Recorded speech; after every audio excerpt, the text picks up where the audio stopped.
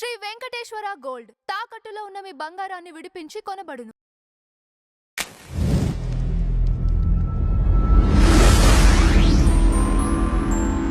నమస్తే అండి, welcome to tree media.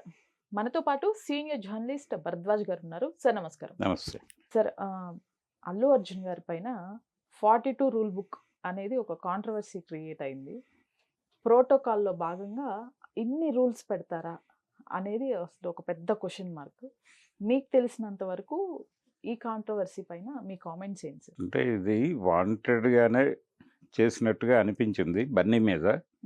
Bunny మాత్రమే కాకుండా అసలు సౌత్ ఇండియన్ హీరోలే కొంచెం ఇబ్బందికరం అన్న ధోరణిలో ఆవిడ కామెంట్స్ నడిచినాయి.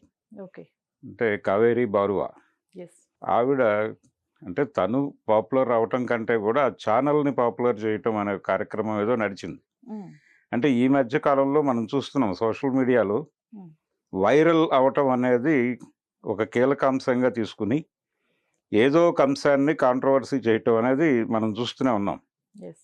అంటే ఈ కాన్సెప్ట్తోనే ఈ మధ్య కాలంలోనే ఒక యంగ్ హీరో అతను తన సినిమా ప్రీ రిలీజ్ ఈవెంట్లోనే బూతులు వాడుతూ పాట పాడి కాంట్రవర్సీ అయ్యి అవును. ఫైనల్గా ఆ సినిమా కూడా ఉపయోగపడలేదు. అది సినిమాని కూడా ఇబ్బంది పెట్టింది. అంటే ఇలాంటి ఒక రాంగ్ పర్సెప్షన్తో వెడుతూ అదే ధోరణిలో ఈవిడు కూడా ఇలా మాట్లాడారు. ఓకే. అంటే ఇక్కడ కీలకంగా చూడాల్సింది ఏంటంటే బన్నీ బిహేవియర్ నిజంగానే అలా ఉంటుందా? అయితే సెట్లో కొన్ని నిబంధనలు పెట్టచ్చు. అంటే ఒక యాడ్ ఫిల్మ్ షూట్లో నేను చూశానని చెప్పారు ఆవిడ. ఆవిడ బ్రాండ్ ప్రమోటరు, అలా అంటే యాడ్ ఫిల్మ్స్ దానికి సంబంధించిన ప్రమోషనల్ యాక్టివిటీ ఏదో చూస్తారు ఆవిడ. ఒక యాడ్ ఫిల్మ్ మేకింగ్లో ఆవిడ ఆయన చూసినట్టుగా చెప్పారు. చెబుతూ ఆవిడ గొడవ ఏంటంటే ఆయన షేక్ హ్యాండ్ ఇవ్వకూడదు, అలాగే కళ్ళల్లో కళ్ళు పెట్టి చూడకూడదు, ఓకే. సెట్లో ఆయన ఉన్న అంతసేపు ఫోన్లు ఎవరు ఆపరేట్ చేయకూడదు, ఇలా కొన్ని నిబంధనలు చెప్పుకుంటూ వచ్చింది ఆవిడ. ఈ 42 రూల్ బుక్ కూడా ఆల్రెడీ బయటకు వచ్చేసింది. సో ఇన్ని నిబంధనలతో షూటింగ్ చేస్తారా అంటే కొంతమంది హీరోలకి కొన్ని పద్ధతులు ఉంటాయి. ఓకే. ఈ ఐ కాంటాక్ట్ ఇవ్వకపోవటము ఇలాంటివి కొంతమంది చేస్తారు. అలాగే ఈ షేక్ హ్యాండ్కి సంబంధించి కరోనా టైంలో అవాయిడ్ చేసిన పరిస్థితి ఉంది అందరూ. ఎస్. అలాగే ఈ ఐ కాంటాక్ట్ ఇవ్వకపోవటం అనేది రామారావు గారి దగ్గర కూడా ఉండేది. అంటే ఆయన హీరోయిన్స్తో మాట్లాడేటప్పుడు ఐ కాంటాక్ట్ ఇచ్చేవాడు కాదట. ఇక్కడ మాట్లాడుతుంటే ఇక్కడ చూసేవాడు అని వాణిశ్రీ గారు చెప్పారు ఇంటర్వ్యూలో. కాబట్టి అది ఎవరి ప్రవర్తన వాళ్ళు ఆ పద్ధతి ప్రకారం వాళ్ళు ఉంటారు. అది తప్పు అనాల్సిన అవసరం లేదు. పనికి సంబంధించి లేదు ఇతర అంశాలు ఏవైనా ఆయన నుంచి ఒక ట్రబుల్ జరిగి ఉంటే దాని మీద మాట్లాడచ్చు. ఓకే. వ్యక్తిగత వ్యవహారాలు ఆయన తన దగ్గరికి వచ్చినప్పుడు అవతల వాళ్ళు ఎలా వ్యవహరించాలి అని చెప్పిన వాటి మీద కాంట్రవర్సీ క్రియేట్ చేయటం అనేది ఆయన పర్సనల్ ఏరియాకి వెళ్ళి యుద్ధం చేయటమే. అది జరిగింది ఆవిడ మాటల్లోనూ. అలాగే అవతల వైపు నుంచి ప్రొవోక్ చేయటం కూడా దీన్ని ఏదో కాంట్రవర్సీ చేసి కొంచెం వ్యూవర్షిప్ పెంచుకుందాము అనేటువంటి ఒక ధోరణి కనిపించింది. అంటే వీక్షకులకి గ్యాలం వేసేటువంటి ప్రోగ్రామ్ ఏదో జరిగింది. అయితే ఇదే సమయంలో ఇటువైపు నుంచి కూడా ఒక తప్పు దొర్లింది. అంటే వీళ్ళు లీగల్గా ప్రొసీడ్ అవుతామని చెప్పి ఒక లెటర్ ప్యాడ్ మీద వార్నింగ్ లాంటిది ఇచ్చారు. అల్లు అర్జున్ అఫీషియల్ టీం నుంచే వచ్చినట్టుంది అది. అయితే ఇదే టైంలో ఆయన అభిమానులు రియాక్ట్ అయ్యి, ఆయన అభిమాన సంఘం చాలా స్ట్రాంగ్గా ఉంటుంది, ఆయన నా ఆర్మీ అని చెప్పుకుంటాడు. ఓకే. ఆ ఆర్మీ రంగంలోకి దిగి కొంచెం పరుష పదజాలంతోనూ కొంత వాళ్ళ మీద దాడి చేసే పద్ధతులను పదాలు వాడుతూ ట్రోల్ చేశారు. ఈ ట్రోల్ మెటీరియల్ని ఆవిడ తీసుకుంది. ఎవరైతే ఆ ఛానల్ ఆ పాడ్కాస్ట్ ఎవరైతే చేశారో ఆవిడ యాంకర్ గారు, ఈవిడ వీడియో డిలీట్ చేయమని కోరితే డిలీట్ చేశారు. కావేరీ బారువా గారి వీడియో లేదు. ఆ వీడియో డిలీట్ అయిపోయింది. ఇప్పుడు ఆ ఛానల్లో లేదు సార్? లేదు. ఓకే. వాళ్ళు తీసేశారు. అయితే తీసినప్పటికీ ఈ అల్లు అర్జున్ వివాదాన్ని ఆవిడ తన పబ్లిసిటీకి వాడుకోవాలని డిసైడ్ అయిపోయి ఈ అభిమాన సంఘాల వాళ్ళు మాట్లాడే మాటలన్నీ స్క్రీన్ షాట్స్ తీసి వాటిని వైరల్ చేసేటువంటి ప్రయత్నం చేస్తూ వీళ్ళ క్యారెక్టర్ల మీద దాడి చేసే ప్రయత్నంలో ఉన్నారు ఇప్పుడు. ఇలా టర్న్ చేస్తున్నారు దాన్ని. అయితే వాళ్ళకి అవకాశం కల్పించకుండా ఉంటే బాగుండేది. వీళ్ళు ఈ అభిమాన సంఘాల వాళ్ళు మాట్లాడేటప్పుడు కొంచెం పద్ధతిగా మాట్లాడుతూ, అంటే ఇబ్బంది కలిగించి ఉండొచ్చు. రైట్. ఇబ్బంది కలిగించినప్పటికీ మీరు మాట్లాడేటప్పుడు ఎక్కడా కూడా పరిధి దాటకుండా, అంటే అవతల వాళ్ళు మిమ్మల్ని అక్యూజ్ చేసేటువంటి పరిస్థితి మీరు కల్పించుకోకుండా ఉంటే బాగుండేది. ఉమ్. అలా కాకుండా నడిచింది. ఆ వివాదం దాదాపుగా చివరికి వచ్చేసిందిలేండి, అయిపోయింది అది. Yes. వీళ్ళు కూడా లీగల్గా ప్రొసీడ్ అవుతాము అన్నారు, కానీ వాళ్ళు వీడియో డిలీట్ చేశారు కాబట్టి ఇక ఫర్దర్గా వీళ్ళు వెళ్ళకపోవచ్చు. ఓకే. కానీ ఇది ఒక రకంగా ఆ, సౌత్ హీరోల మీద అక్కడ ఉన్నటువంటి ఒక చిరాకు, ఇవన్నీ కూడా కనిపిస్తున్నాయి దీనిలో. అంటే సౌత్ హీరోలనే ఆవిడ ఉమ్. బ్రాడ్గానే అనేసింది ఆ మాట. అందరినీ కలిపి. అందరినీ కలిపి. ఇప్పుడు ప్రభాస్ ఉన్నాడు, ఉమ్.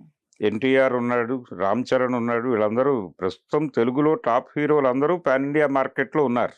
Yes. కాబట్టి వీళ్ళందరినీ టార్గెట్ చేస్తూ వాళ్ళు ఏదో ఒక స్కీమ్లో భాగంగా మాట్లాడినట్టు అనిపించింది అది.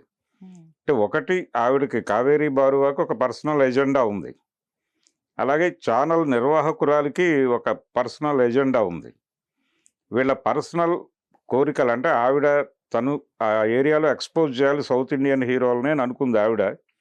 ఈవిడ ఈ కాంట్రవర్సీని తన ఛానల్ హైప్కి వాడుకోవాలనుకుంది. ఉమ్. వీళ్ళిద్దరి పర్సనల్ ఎజెండాల వలన జరిగిన గందరగోళం ఇదంతా.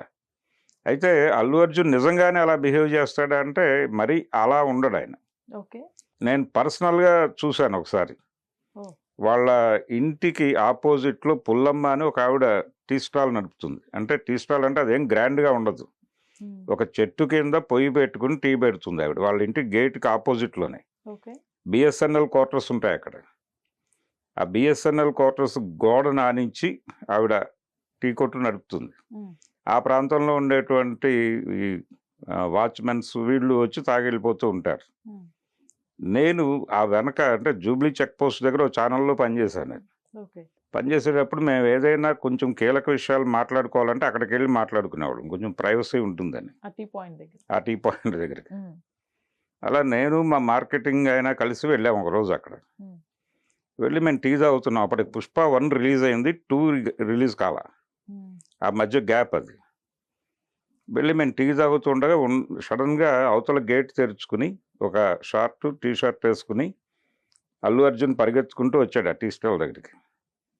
వచ్చి పుల్లమ్మ టీ ఇవ్వా అని అడిగాడు ఆయన. ఉమ్. ఆవిడ హడావిడిగా టీ పోసి ఇచ్చింది ఆయనకి. ఆయన తాగుతూ మీరేం చేస్తారు అని మాట్లాడాడు మాతో. ఉమ్. మేము ఇలా, నేను 10 టీవీలో చేస్తానండి అని మేము చెప్తున్నాం. చెప్తూ ఉండగా ఆ పైన కదా మా ఫాదర్ ఆఫీస్ ఉంటుంది అన్నారు ఆయన. ఉమ్. అవును, అప్పుడప్పుడు లిఫ్ట్లో కనిపిస్తారా ఆయన అన్నాను నేను.